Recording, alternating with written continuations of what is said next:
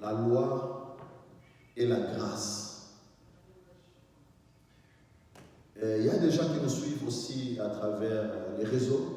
Il y a des gens aussi qui nous appellent, qui nous posent des questions sur ça. J'ai réfléchi sur ça. Je dis,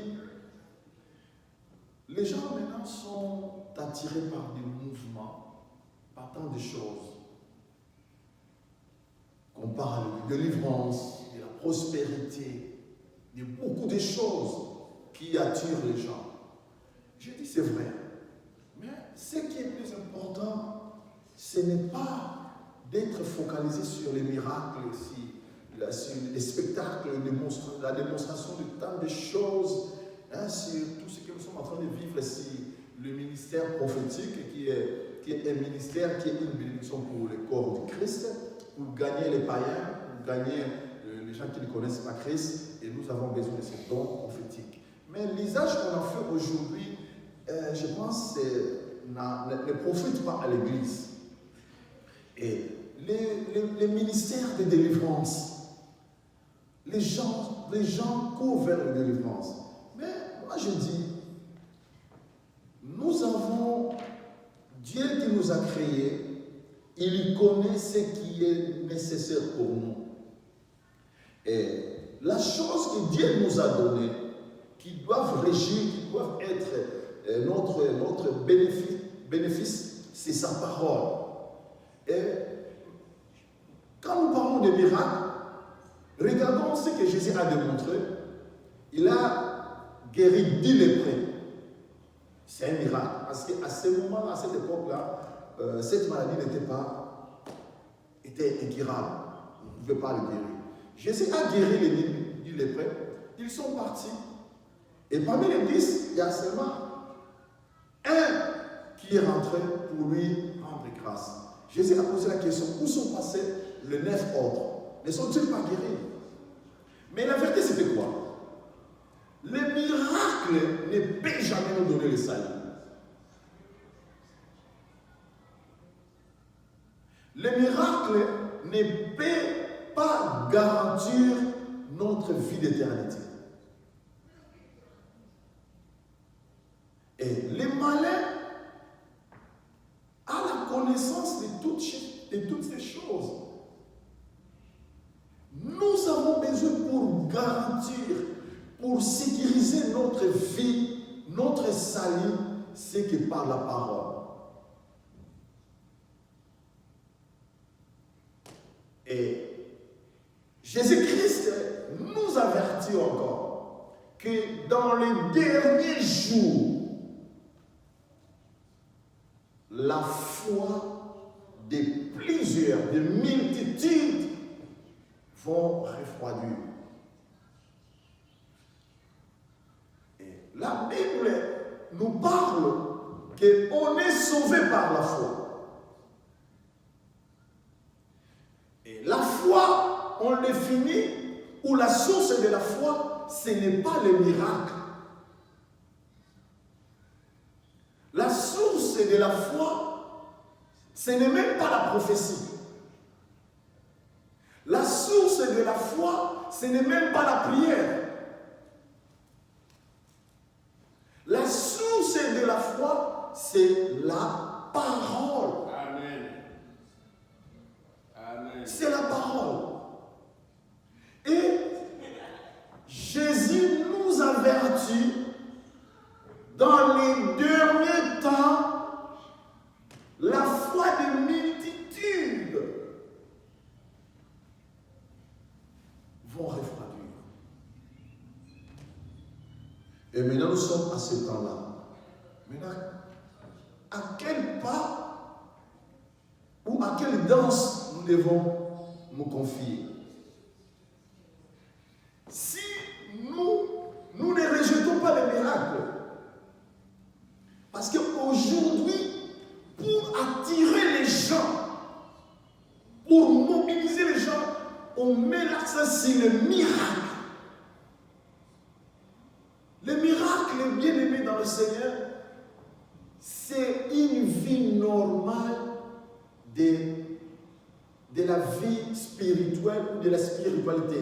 Dans le surnaturel, le miracle n'est pas quelque chose qui vous impressionne.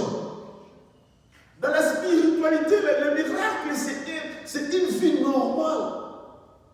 Comme nous sommes dans ce corps, la respiration n'est pas quelque chose de miracle. C'est naturel. Je respire, c'est naturel. Et le miracle dans la spiritualité, c'est quelque chose de normal. Jésus l'a démontré parce qu'il était un être 100% spirituel et 100% homme. Qu'est-ce que Jésus faisait? Quand il a marché dans l'eau, il a fait apaiser les tempêtes, c'était automatique.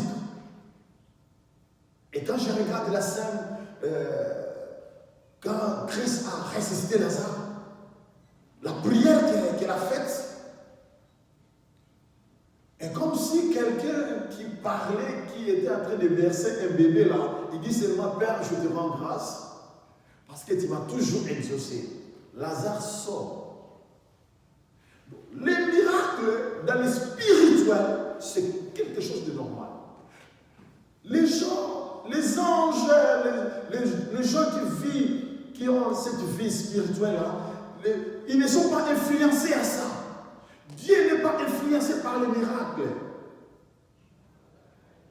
Mais Dieu, la Bible dit, Dieu est derrière sa parole.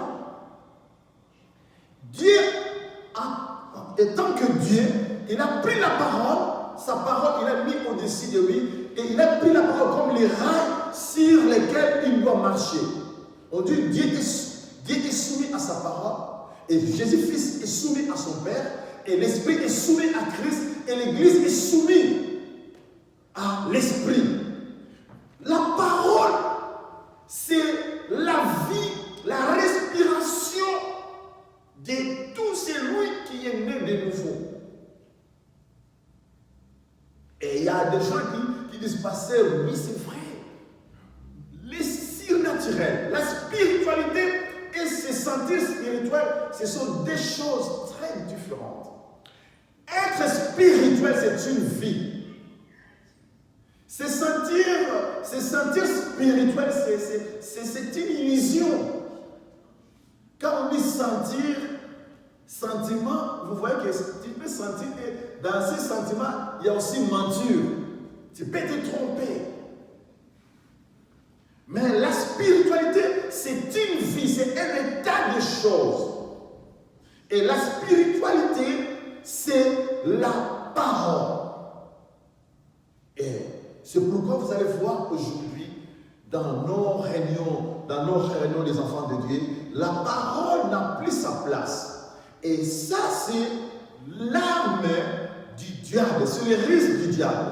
Parce que le diable sait que dans les temps de la fin, il y a une prophétie. Ce n'est pas Dieu, ce n'est pas le diable qui a prophétisé, mais c'est Dieu qui a révélé que dans le dernier jour, la foi n'aura plus sa place. Et le diable sait cela. Et le diable ne peut pas vous laisser le temps de passer à écouter la parole de Dieu, à méditer sur la parole de Dieu, à faire des études systématiques avec la parole de Dieu. Il y a une sœur qui m'a parlé, pasteur, moi je prie, pasteur, moi je prie. Elle m'a dit, oui, tu pries. C'est facile de prier, tu peux prier dans ta douche, tu peux prier dans ton lit, tu peux prier dans la voiture, tu peux prier en train de cuisiner, mais c'est bon. Mais il y a quelque chose que tu ne fais pas. Tu ne lis jamais la parole. Ah bien, oui, pasteur. Mais je vais vous dire ça par l'observation avec cette petite expérience. Les musulmans prient. Les satanistes prient. Ici en Amérique, on nous a parlé, les francs-maçons, la Rose-Croix, dans des maisons secrètes, des loges secrètes, ont fait des prières pour que Jimmy Swaggart puisse tomber. Il y a des gens qui ont confessé. Parce que Jimmy Swaggart, on l'avait proposé de s'adhérer dans leur loge, dans la franc-maçonnerie. Jimmy Swaggart a refusé. Et les satanistes ont prié, je ne sais pas si c'est une année, pour que Jimmy Swaggart tombe. Et quand vous regardez Julius Schwager, l'accent qu'il mettait sur la parole de Dieu, jusqu'aujourd'hui, il n'y a pas un homme de Dieu ici en Amérique qui met l'accent sur la parole de Dieu comme Julius Schwager. Je dis à la personne, prier, c'est normal, mais c'est aussi un signe des sorciers. Les sorciers aiment prier. Les sorciers ont c'est la magie là que moi j'ai pris. Mais regarde, si tu rencontres quelqu'un qui prie, qui n'a pas la parole de Dieu, méfie-toi de cette personne.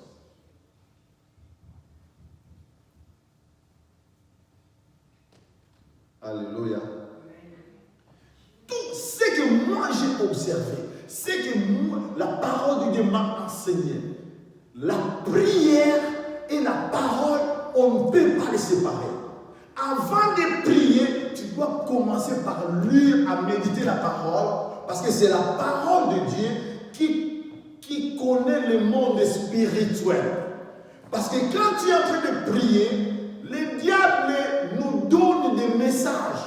Le diable nous donne des visions. Mais ces visions, ces messages que le diable va nous donner, nous ne pouvons que les discerner ou les vérifier à travers la parole. Amen. Et si tu n'as pas la parole de Dieu, comment tu vas discerner? Parce que quand nous parlons, quand nous sommes dans la prière, quand nous sommes dans la présence de Dieu, les ciels s'ouvrent. Il y a des messages qui parlent. Mais si tu n'as pas la connaissance de la parole, automatiquement, le diable va t'utiliser. Vous avez remarqué ça? Aujourd'hui, dans toutes nos réunions, nous venons à l'église, nous avons plus de temps de chanter, de donner des témoignages, de donner nos rêves. J'ai rêvé ceci, tout cela, mais c'est bon. Moi aussi, je peux inventer un rêve. Parce que dans le monde, quelqu'un qui était mort, qui revient à la vie, tout ce qu'il a vu dans son expérience-là, il n'y a pas d'approuve, il n'y a pas de preuve. Mais nous pouvons discerner ce qu'il est en train de dire, qui est à la lumière de la parole de Dieu. Et c'est pourquoi aujourd'hui dans l'église, il y a des satanistes qui sont des grands prophètes, qui exercent ce ministère de délivrance. Mais ce sont des anciens satanistes. Le fait, c'est pas qu'ils sont arrivés à l'église, oh j'abandonne la magie, voilà des choses. Il va vous rencontrer des choses, mais vous n'avez pas de preuves. Donc vous ne pouvez pas. Il ne peut pas prouver ça. Maintenant, il vous intimide. L'intimidation a des choses. Voilà ce qu'on faisait dans des ronds-points. Voilà ce qu'on fait, tout cela. Et les gens sont attirés à ça. Mais tout ça, ça ne peut pas vous donner la vie. Et ces satanistes-là, ils viennent soit à mesure qu'ils se sont convertis, alors ils ne sont même pas convertis. Mais ils vont vous captiver par ces histoires chimériques. Et vous êtes emballé, il devient l'apôtre. Il a plusieurs églises dans le monde entier. Il entraîne des foules, il guérit les gens. Mais c'est un occultiste, c'est un magicien, c'est un guérisseur. Mais vous n'avez pas la parole, vous ne pouvez pas discerner. Alors que l'église est dirigée par la parole. L'église n'est pas dirigée par des rêves. L'église n'est pas dirigée par des témoignages. Quelqu'un qui a vécu l'expérience de la magie, il faut prendre un temps. Parce que oui, il n'a que dans sa tête la magie. Maintenant, dans un mois, vous voulez passer à la chair de témoigner. Il n'a pas la connaissance de la parole de Dieu. Mais qu'est-ce qu'il va transmettre? Et ça, c'est la mission. Et c'est la faiblesse de l'église. Et le diable le fait parce qu'il sait qu'on doit s'attaquer à la foi. Et pour s'attaquer à la foi, on doit enlever la parole de Dieu à sa place. Et c'est ce que nous vivons dans les églises. Il n'y a pas la place à la parole de Dieu. Les gens aiment danser. Oui, c'est bon. Mais quand nous dansons, quand nous chantons, ça c'est Dieu qui est. Le cœur de Dieu est réjoui. Mais nous, notre vie est construite par la parole. C'est la parole qui sécurise tout ce que bénédiction de l'Éternel, c'est la parole qui est là pour protéger, pour sécuriser ça. Dieu te guérit, c'est bon, mais cette guérison-là ne peut qu'être gardée, garantie par la parole de Dieu. Et c'est ce qui fait aujourd'hui, vous allez c'est courant parmi les enfants de Dieu. Bon, un enfant de Dieu a été envoûté, et il meurt, c'est la sorcellerie, un pasteur qui meurt, on l'a empoisonné, tout ça. On entend au milieu des enfants de Dieu, mais on se pose la question, mais il priait, il faisait ceci, il était à l'église, il prêchait, mais comment ça est arrivé? Et quand vous allez vérifier, cet homme-là, cette personne n'avait pas la parole de Dieu. Si nous n'avons pas la parole de Dieu, tout ce qu'on peut faire, on peut remplir cette salle, on peut entraîner des foules. Mais si la parole n'est pas le fondement, ça finira par disparaître comme du fumée, comme des nuages. Ce n'est que la parole. Regarde Jésus-Christ. Dieu qu'il était 100%, mais il marchait avec 12. Il n'y a que 12 qui étaient autour de lui. Et l'évangile que nous prêchons, que nous sommes en train de prêcher aujourd'hui, parmi les 12 là, il y a des autres, on ne sait même pas où c'était passé. Il n'y a que Matthieu, il n'y a que Marc, il n'y a que Luc, il n'y a que Jean et Pierre. Les autres, on ne sait même pas. Parce qu'au moins, ils ont choisi la part de Marie, ils ont accepté qu'il était le pain de vie, il était la parole, il devait s'accrocher à cette parole. Parce que c'est la parole qui vivifie. C'est la parole qui crée tout. C'est la parole qui restaure, qui nous transforme, qui nous régénère. C'est la parole qui nous dirige. Tout ce qui existe, c'est la parole qui l'a créé. Et tout ce que nous pouvons chercher dans notre vie, il n'y a que la parole qui peut le créer. Toute délivrance, élévation, les bien-être que nous pouvons chercher. La sémence, la vérité et la maternité, c'est la parole de Dieu. Et c'est pourquoi le monde aujourd'hui ne peut pas vous donner l'opportunité, l'occasion de vous encourager de mettre la parole de Dieu au centre. Et le monde est en train de travailler pour nous amener à des choses qui vont stimuler ou soit susciter l'engouement ou les sentiments dans le cœur des gens, le plaisir, tout cela, les émotions, tout cela. Mais au fait, ce n'est pas ça. Lisons un peu ce qu'est la parole de Dieu. Donc, je voulais apporter un peu la lumière à ceux qui nous suivent. Que le Seigneur vous bénisse. Lisons un peu dans 2 Corinthiens. 2 Corinthiens 4. J'ai déjà lu un peu ce passage. Voilà ce que la Bible dit. 2 Corinthiens 4, ça c'est l'apôtre Paul. Verset, je peux commencer au verset 2. Nous rejetons les choses honteuses qui se font en secret. Nous n'avons point une conduite astucieuse et nous n'altérons point la parole de Dieu. Nous n'altérons point la parole de Dieu, mais en publiant la vérité, nous nous recommandons à toute conscience devant Dieu. Ça c'est l'apôtre Paul. Et verset 3. Si notre évangile est encore voilé, il est voilé pour ceux qui périssent, ceux qui ont choisi la perdition. L'évangile, la parole n'a pas de place pour eux. Et verset 4. Pour les incrédules dont le Dieu de ces siècles a aveuglé l'intelligence, afin qu'ils ne visent pas briller la splendeur de l'évangile de la gloire de Christ, qui est l'image de Dieu. Bien-aimés dans le Seigneur, les diables, on dit, c'est celui le prince, le Dieu de ces siècles. Les diables travaillent pour aveugler les intelligences. Et quand nous sommes en train de prier, qu'est-ce que nous devons prier? Comment nous devons diriger nos prières? Mais la Bible, l'apôtre Paul nous révèle que les dieux de ce siècle, lui, il travaille pour aveugler les intelligences et que les intelligences ne soient pas disposées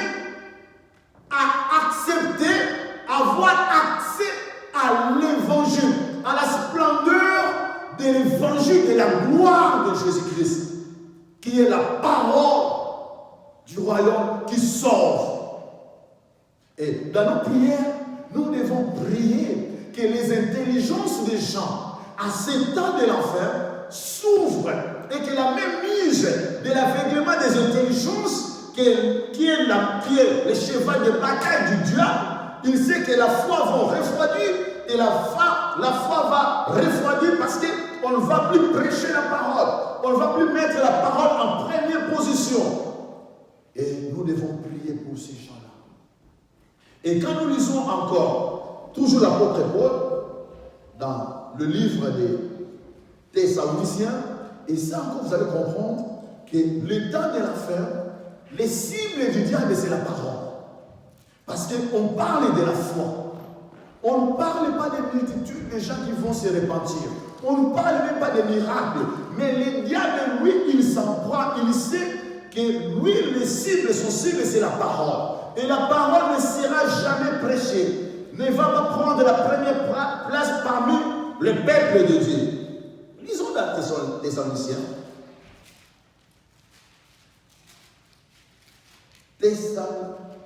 Le livre de Thessaloniciens.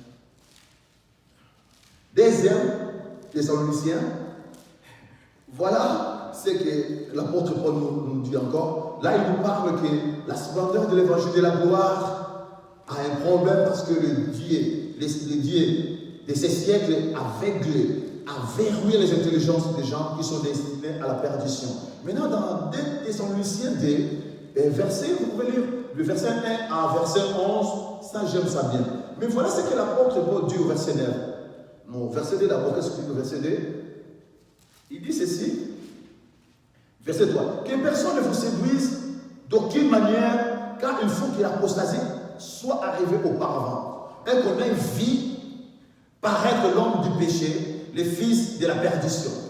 Verset 9, l'apparition de cet impie se fera par la puissance de Satan. Alléluia. On dit ici, l'apôtre Paul dit, l'apparition de cet impie se fera par la puissance de Satan, avec toutes sortes de miracles, des signes et des prodiges mensongers. L'apparition de cet impie, le temps de la fin, le diable va se manifester, il va se déployer. Donc l'impie va se déployer, la puissance, les réserves, le diable va utiliser tous ses réserves. Et la Bible dit, sachant qu'il lui reste peu de temps, on dit la puissance de Satan avec toutes sortes de miracles. Et c'est la question, les frères m'avaient dit, pasteur, aujourd'hui, vous devez tout faire parce qu'il faut les miracles. Je dis oui, mon frère, les miracles. Mais pour nous qui sommes spirituels, le miracle est normal. Ce n'est pas quelque chose qui va m'influencer. Parce que le miracle ne peut pas sécuriser mon salut, ma foi. Il y a que la parole de Dieu. On est sauvé par la foi. Donc ma foi a besoin de nourrir la vraie parole. Et que moi, ce qui me sécurise, moi, ce que je cherche, ce n'est pas le miracle, mais je cherche la bonne parole. La parole de Dieu. La parole qui est pire. C'est que les Grecs disent l'orthotoméo. Donc cette parole, on n'a pas ajouté, on n'a pas étranger. Je peux être là du matin au soir. Et moi, j'attends que cette parole. Parce que c'est ça ma vie. Et ici, l'apôtre Paul nous révèle. Ici, l'apôtre Paul parle du temps de la fin.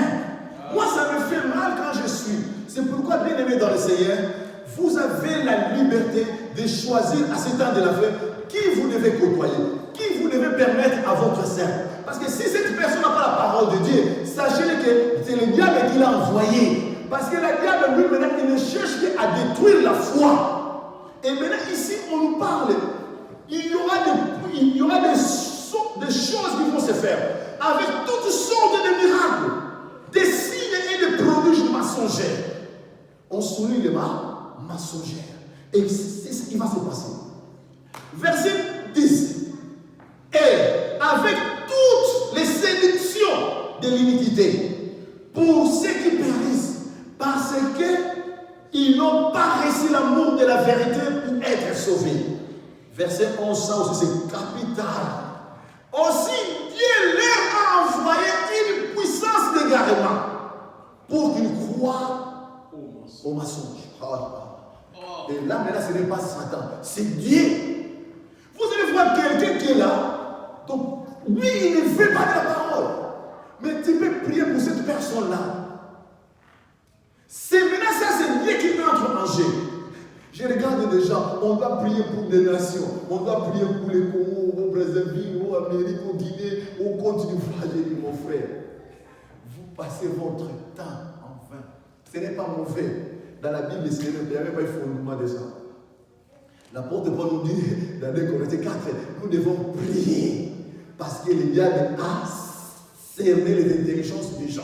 Nous devons prier que l'évangile, la parole, soit prioritaire à ces temps de la fin. Vous devez réveiller le matin. Aujourd'hui, nous avons au lieu d'écouter des musiques, ça ne va pas fortifier votre foi. Et même les écouter, commencez à écouter la parole de Dieu. Parce que c'est cette parole qui est la lumière. C'est cette parole-là qui donne la vie. C'est cette parole-là qui guérit, qui change. Ce n'est pas la musique. Ce n'est pas la musique qui change, qui peut changer ta vie. Ça, c'est la nourriture de Dieu. Et Dieu que vous, même si vous ne le louez pas, l'adorez pas, ça n'influence même pas. Ce peuple m'abandonne des lèvres. Mais le Seigneur veut le cœur. Maintenant, le cœur qui réjouit à l'éternel, c'est le cœur qui est rempli de la parole de Dieu. Alléluia. Et ça, le diable ne peut pas accepter. Le diable ne peut pas permettre que les gens le sachent. Le cœur qui réjouit l'éternel, ce n'est pas le cœur qui est rempli de chansons, je ne sais pas de quoi, qui ne sont même pas inspirés, qui ne sont même pas des cantiques nouveaux. Et moi là, je comprends. Si vous voulez adorer le Seigneur, le mieux, c'est qu'il faut l'adorer avec les cantiques nouveaux. Les cantiques nouveaux, ce sont les cantiques qu'on n'a jamais chantés. Et quand tu es rempli de la parole, tu peux commencer à chanter. Mais ces cantiques-là, les anges chantent avec toi. Seigneur, tu es merveilleux. Je me suis réveillé, je n'ai rien à faire. Je vais t'adorer. Tu es le Seigneur de ma vie. Le ciel et la terre t'appartiennent. Je suis en train de chanter. Ce sont des cantiques nouveaux qu'on n'a jamais chantés. Alléluia. Donc je vais commencer avec le chant d'une personne, mais j'entre dans les cantiques nouveaux, des cantiques qu'on n'a jamais chantés. Et souvent, quand vous êtes en train de prendre votre bain là, tu vas voir que non, j'ai besoin de chanter. Et ça, c'est le cœur qui chante. Ce n'est plus les lèvres qui chantent. Ce n'est plus la bouche, ce n'est plus l'influence extérieure. Et là maintenant, vous êtes un avec l'humanité. Et l'humanité, c'est lui qui les dirige, qui les commande. Et à ce moment-là, vous allez supporter les attaques. Vous allez accepter les circonstances. Vous serez là, donc tout n'aura plus des effets dans ta vie. Parce que tout ça n'est que l'extérieur. Mais l'intérieur, qui est la parole de Dieu, qui est la vie, qui est ton âme, est en communion avec Dieu. Et rien ne peut t'intimider. Alléluia. Gloire au Seigneur. Et c'est ça, bien aimé dans le Seigneur, c'est les temps.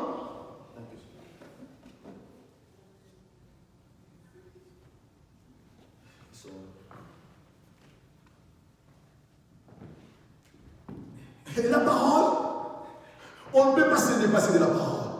Oui, les gens ont besoin de démonstrations. Oui, mais la priorité, c'est la parole. Il faut que nous puissions qu'on se rassure. Donc je suis sûr que non, j'ai la parole de Dieu. J'ai médité, j'ai lu la parole de Dieu. Maintenant je vais prier. Maintenant je vais passer à la démonstration de la puissance. Ça sera facile. Mais tant que tu n'as pas la parole, la puissance de Dieu va t'amener. Tu seras emballé, tu vas te perdre. Et c'est ça même que Jésus, quand il a parlé du vin nouveau. Du vin nouveau, Jésus a pris 3 ans de parler avec les apôtres.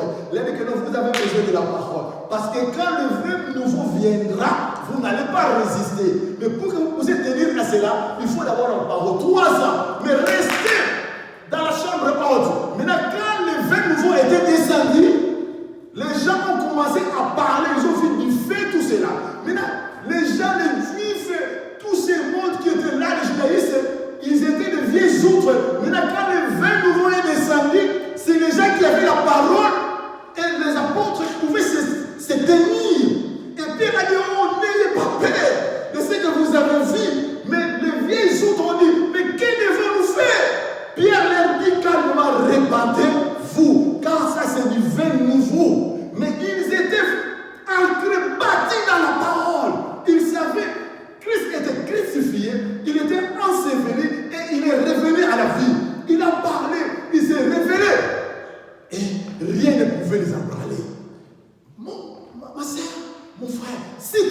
la parole, le diable va se moquer de toi. Et ta vie sera toujours une vie dedans dessus.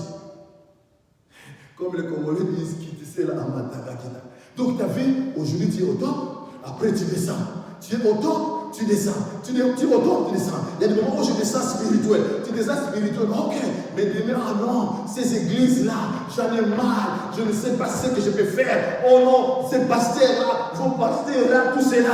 Mais il n'a pas la parole. Mais non, pour les gens dansent la danse des diables. Ils ont encore quelque chose.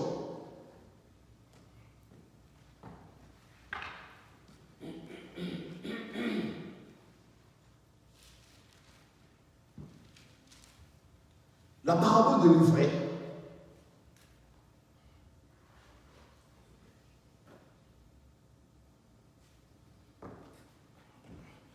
Je vais lire Matthieu 13. Lisons Matthieu 13, verset 24 et 29. Matthieu 13, verset 24 et 29 dit ceci. Alléluia. Gloire au Seigneur. Matthieu 13, verset 24 dit ceci. Il leur proposa une autre parabole et il dit, le royaume des cieux est semblable à un homme qui a semé une bonne semence dans son champ. Mais pendant que les gens dormaient, son ennemi vint la nuit, s'aimant l'ivraie parmi les blés, et s'en alla. Et lorsque l'herbe eut poussé et donné du fruit, l'ivraie parut aussi. Les serviteurs du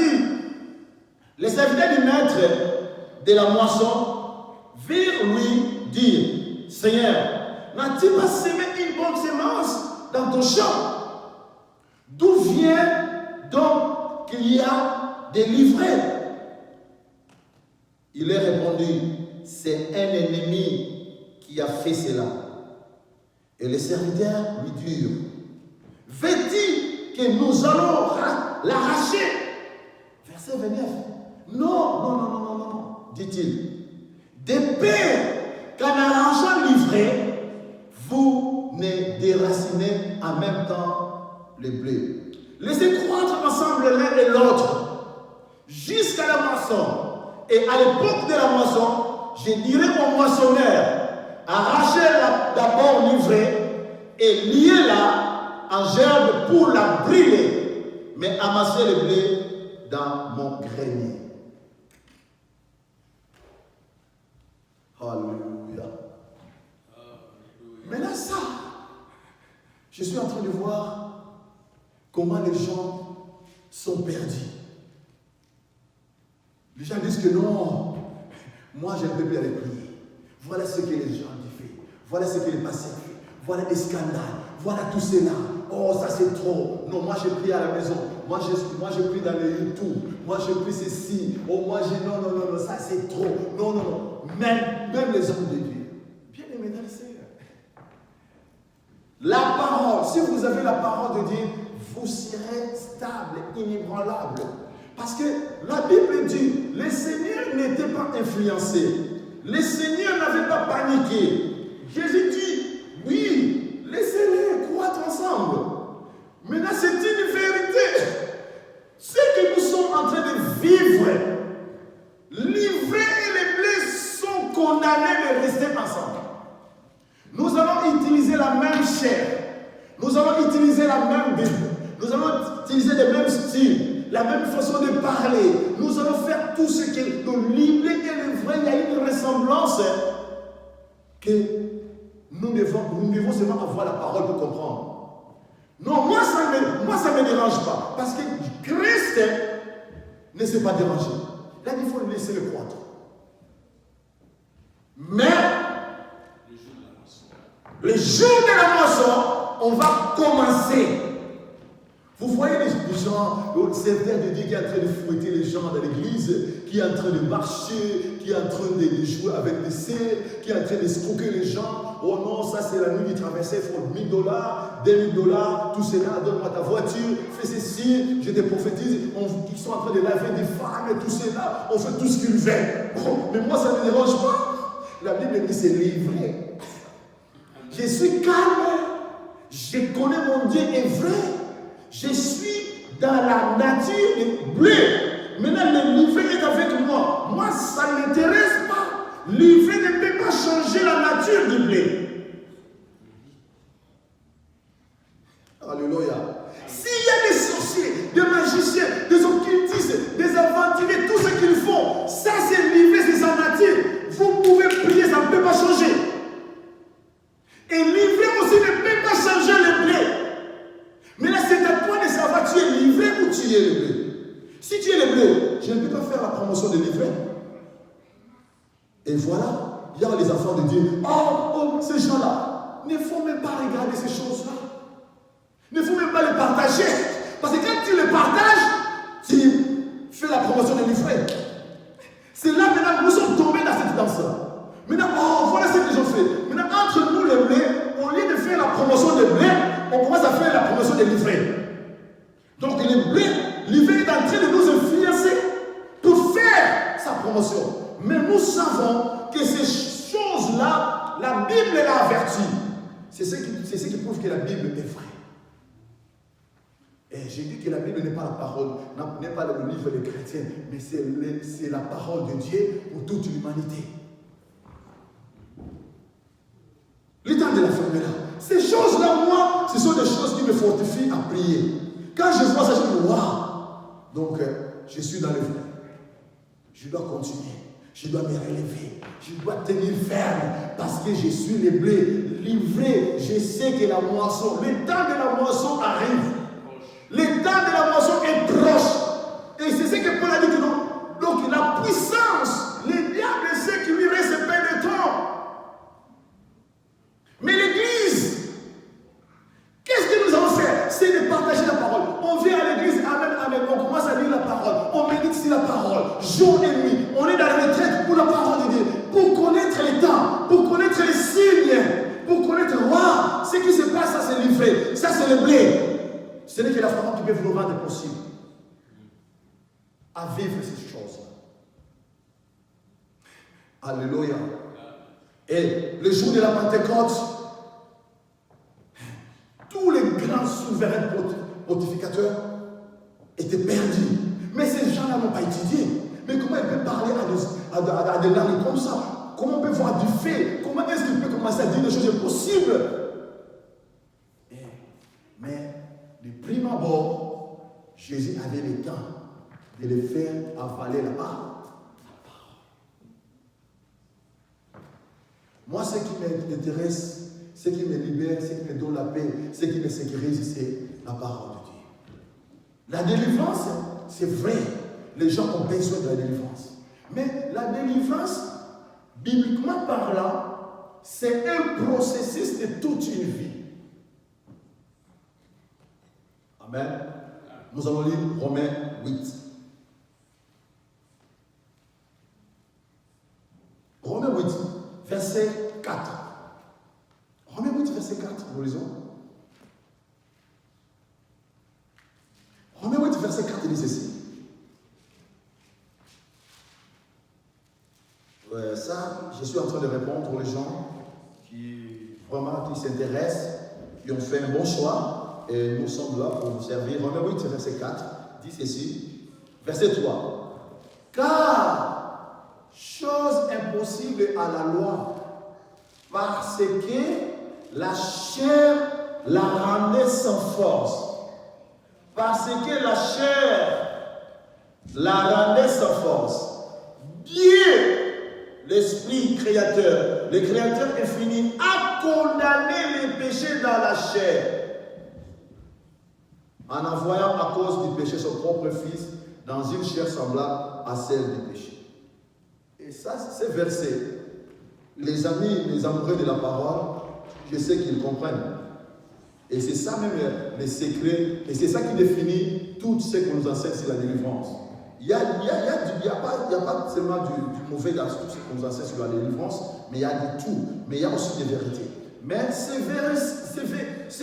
verset est capital si ce monde de la délivrance, vous, mes frères et sœurs, qui veulent se faire qui font du business sur la délivrance et tout ça. On doit vous payer tout ça pour délivrer les gens, tout cela. Mais moi, je parle à vous, les peuples de Dieu. La délivrance, c'est un processus de toute la vie. Et cette vérité, elle est capitale. On parle de la chair. La chair, c'est les 5 sens. La chair qu'on parle, ce n'est pas le corps, mais c'est les 5 sens. Les yeux, l'oreille, la bouche, les toucher, tout cela, et ces 5 sens-là, c'est ça la chair. La Bible dit, Dieu lui-même a condamné les péchés dans la chair. Et c'est ça la problématique. Dieu a condamné les péchés dans la chair, et parce qu'il y a sa loi, la loi, que la loi devait nous révéler, on en parlait, devait nous révéler la vie, devait nous révéler le bien, et si, en nous révélant cela, maintenant nous sommes appelés à vivre cela, mais on était incapables. Maintenant, pourquoi on était incapable? On dit la chair. Ce n'est pas le problème. Le problème, ce n'est pas la loi. Le problème, c'est la chair. Pourquoi la chair? Qu'est-ce que la chair a fait? La Bible dit, Dieu a condamné le péché dans la chair. Alléluia. Dieu a condamné le péché dans la chair. Et les gens qui sont dans les domaines, vous qui cherchez la délivrance, vous devez méditer sur ces paroles. Cherchez. Il faut que vous puissiez vous cultiver à ça. Vous savez, la chair, la vérité, Dieu a affaire avec les péchés. Le péché est venu diviser Dieu avec son image. Et Dieu dit non. Maintenant, comment est-ce que je peux faire avec ce Messie? Le péché, c'est un monsieur qui entre en jeu pour séparer Dieu avec sa créature. Maintenant, Dieu dit, mais cet homme ne mérite pas d'être pardonné. La Bible dit, le salaire du péché, c'est le péché. Mais c'est le péché. Si c'est André péché, je ne sais pas son nom, mais on l'appelle Messie le péché. Dieu dit, il regarde, ils ont siégé dans les concepts. Voilà cet homme, Messie le péché. Voilà ce qu'il a fait. Dieu a tout créé, il a dit que tout est bon. Maintenant, ces messieurs ils sont sortis. On a siégé. On a dit non. Cet homme-là, il mérite que. Maintenant, comment nous allons les détruire?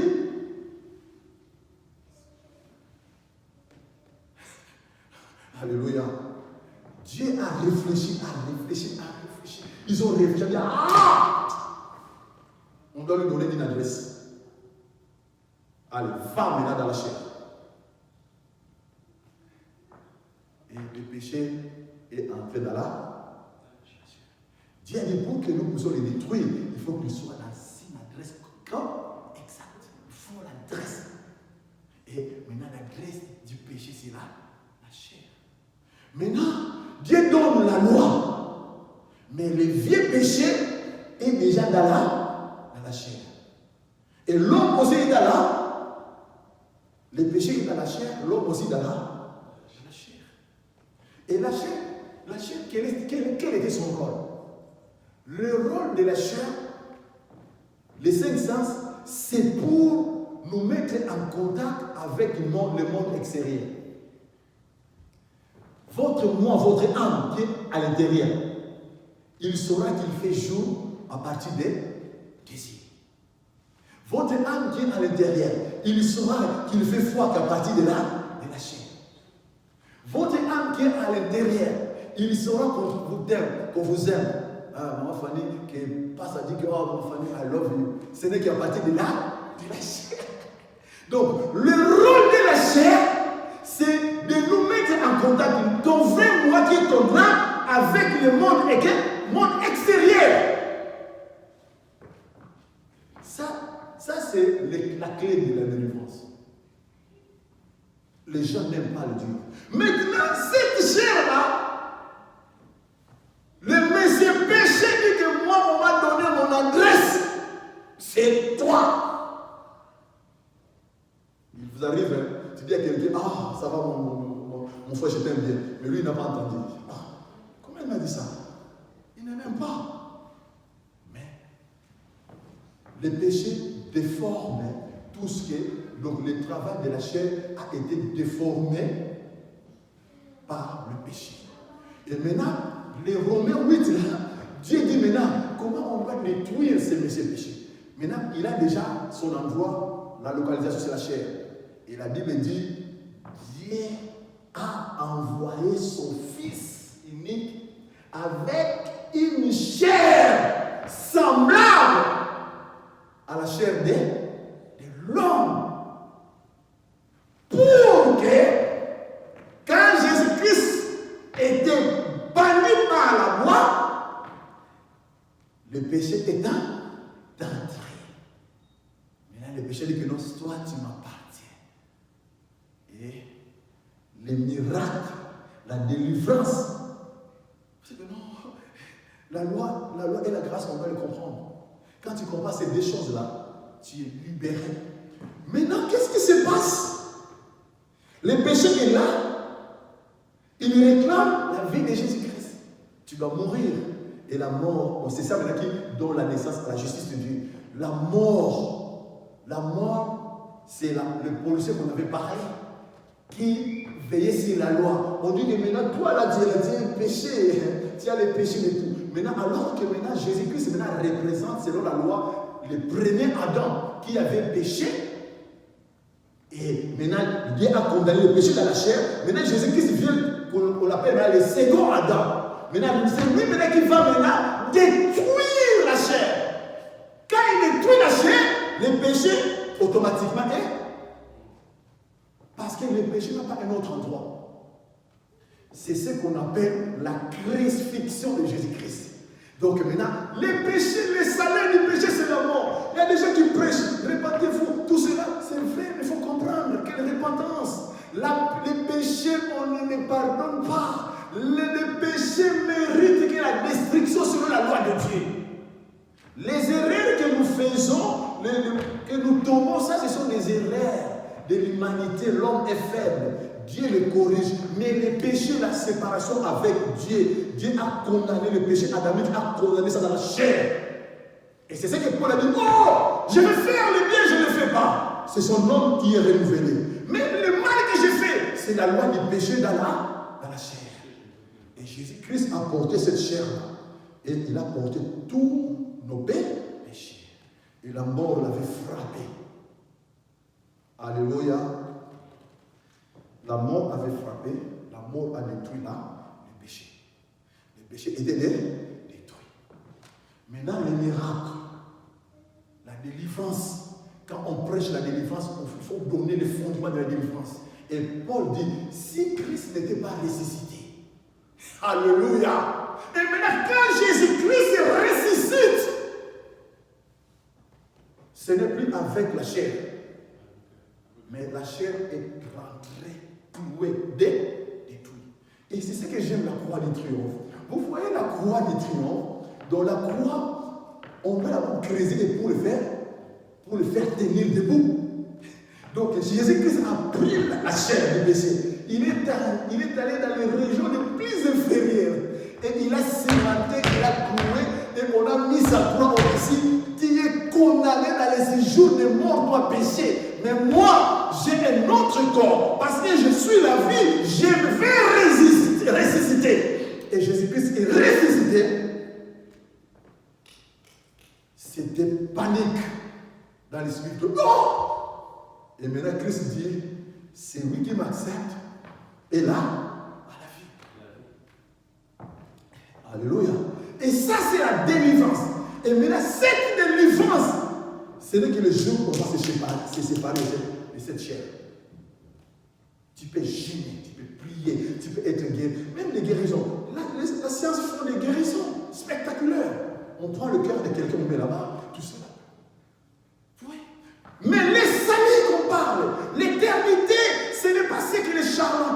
les gens qui cherchent de l'argent, qui vous présentent, venez, vous serez délivrés, faites ceci, vous serez de non, c'est la vérité qui libère. Chaque jour de notre vie, nous recevons une délivrance. Chaque jour de notre vie. Si maintenant tu demeures dans la parole de Dieu, dans la crainte de l'Éternel, tu vas vivre chaque pas de ta vie de miracle. Chaque jour, nous sommes les cibles des miracles de l'Éternel. Ce n'est pas les charlatans. Mais si je comprends, c'est là que la chair est là. On peut tout faire, mais la chair est là. Tu vas convoiter. Tu vas toujours convoiter. Tu te mettras toujours en colère. Parce que toutes ces choses-là, il y a une incompréhension, une confusion de perception, de façon de voir les choses, d'entendre les choses. Tu as mal compris, tu te mets en colère. Et ça, c'est le diable. Quelqu'un peut te donner une réponse, mais le diable entre. Il trouble ça. Quelqu'un ne te salue pas. Et ça, le diable entre dans la chair. Il joue dans la chair. Et c'est ce que Paul a dit. Qu'il me délivrera de ce corps. Grâce soit rendue à Jésus-Christ. Alléluia. Amen. Ça, maintenant, pour les gens qui appellent, qui veulent comprendre la délivrance, c'est un processus de toute vie, de toute une vie. Chaque jour, quand on demeure dans la parole de Dieu, il y a des choses que Dieu te révèle, que tu n'avais pas compris, que tu ne faisais pas. Tu avais mal à accepter une personne, tu avais mal à pardonner les gens, tu avais mal à oublier des choses. Mais quand tu t'accroches avec la parole, ça crée un climat de la divinité dans ton intérieur. Parce que ton intérieur maintenant est dans un conflit permanent avec l'extérieur. Notre extérieur, parce que la chair est là, la chair, le péché est condamné dans la chair. Maintenant, ton intérieur, ton vrai moi, n'arrive plus à être en harmonie avec le monde extérieur, avec son prochain, avec tout ce que nous voyons. Maintenant, il y a un mauvais usage de tout ce que Dieu nous a donné. Parce que ton homme intérieur maintenant a des problèmes. C'est pourquoi la Bible, Paul nous dit que nous soyons maintenant transformés. Soyez transformés, donc ça veut dire que vous devez maintenant dépasser la chair. Vous devez laisser, il ne faut plus vous croire à la chair. Tu peux apprécier une personne par la chair aujourd'hui. Ah, voilà ce monsieur qui est beau, il parle bien, ah, c'est parfait, tout cela. Mais ça, c'est la chair. Mais quand il va chez lui 2 mois, 3 mois, tu dis que, ah, qu'est-ce qui m'avait poussé? Alléluia. Parce que ton vrai moi, qui est l'esprit, qui est l'âme, ne peut plus être en contact avec son extérieur, avec son monde extérieur, parce que à cause de la chair. Et maintenant, c'est pourquoi la Bible nous appelle, vous devez marcher par l'esprit. Marcher par l'esprit, c'est marcher par la parole. Et Jésus-Christ a crié, ne vous fiez pas aux apparences. Donc l'apparence, c'est la chair. Alléluia. La plupart des gens qui plairent dans ce monde, parce qu'ils ont obéi à la chair. Ils ont fait le choix à la chair. La chair les avait poussés de choisir une personne, de choisir un pasteur, de choisir une église. Alléluia. Il m'arrive là, tu arrives dans un store, dans un magasin, tu vois quelque chose, ah, ça m'arrange là. Oh, comment, c'est $400. Papa, tu achètes. Tu arrives à la maison, tu dis, mais pourquoi j'ai acheté ça? Mais donc ce n'est pas ça. Et tu ne comprends pas. Maintenant, tu vas aller retourner la chose, on dit que non, on te donne seulement la carte, on ne peut pas te donner les espèces. Et tu commences à pleurer, mais pourquoi ça? Il y a des femmes, il y a des sœurs qui ont fait des choix, des partenaires, mais après, c'était la chair. Ils ont commencé à pleurer. Les gens se sont suicidés parce que c'était la chair. On a fait des choix des églises, des pasteurs, des amis. Mais on dit, mais si ma vie est comme ça, parce que c'est à cause de ces pasteurs. Si mes relations sont détruites à cause de cet homme-là. Là, c'est mon père spirituel m'a raconté une histoire. d'un pasteur, un homme de Dieu puissant. Il a embrassé, il a permis un homme d'entrer dans sa vie, un disciple, quelqu'un qui est venu dans l'église, très intelligent, courageux, il était disponible à faire tout ce qu'on lui demandait. Il était zélé dans l'évangélisation, il avait une intelligence extra. Et maintenant, l'homme de Dieu dit qu'il m'a donné un bon disciple. Maintenant, il a commencé à envoyer cet homme, il a commencé à amener cet homme dans toutes ses relations. Et quand l'homme a eu l'agenda de toutes les relations de l'homme de Dieu, il a commencé à chier. On l'appelle, apôtre, mais tu nous avais envoyé les frères. Six. Voilà ce qu'il a fait. Oh my God. Pasteur, le frère a fait ici. Pasteur, le frère a fait ici. Et l'apôtre était devenu malade. Il a dit, mon Dieu, mais pourquoi j'ai rencontré cette personne dans ma vie? Et ça lui a coûté cher. Son ministère est allé dans. Mais il a toujours prié. Un jour, il a dit, mais il se retrouve maintenant en Amérique latine. Dans un pays, il a fait un grand travail là-bas. Et c'est fini maintenant. On doit maintenant l'accompagner à l'aéroport pour rentrer. Ils sont en train d'entrer maintenant dans l'aéroport. On est en train de les checker. Et maintenant, les personnes en question, mais maintenant, il descend. Il vient maintenant dans cette ville-là. Il a dit, oh, salut l'apôtre. Toi, tu viens encore chier ici. Je ne pouvais pas me retenir. Je dis que non, si je laisse passer, parce que les gens qui sont avec moi, ils vont voir que je les salue. Il a dit que tu viens encore chier ici. Là, tu vas mourir. Ne me salue même pas. Vous savez, dans la vie, il y a des choses, il y a des gens. La chair est là. La chair nous amène dans des histoires impossibles. Nous parlons de la délivrance. Mais si tu n'as pas la parole, tu n'es pas délivré. Il y a des choses que nous faisons dans la vie, chaque jour, des choses. On détruit, ou soit on construit. Il n'y a que des choses qu'on fait dans la vie. Donc, quand tu te réveilles le matin, au couchant, il y a des choses que tu fais. Détruire, soit tu détruis, soit tu construis. Et maintenant, si tu veux construire, ce n'est qu'avec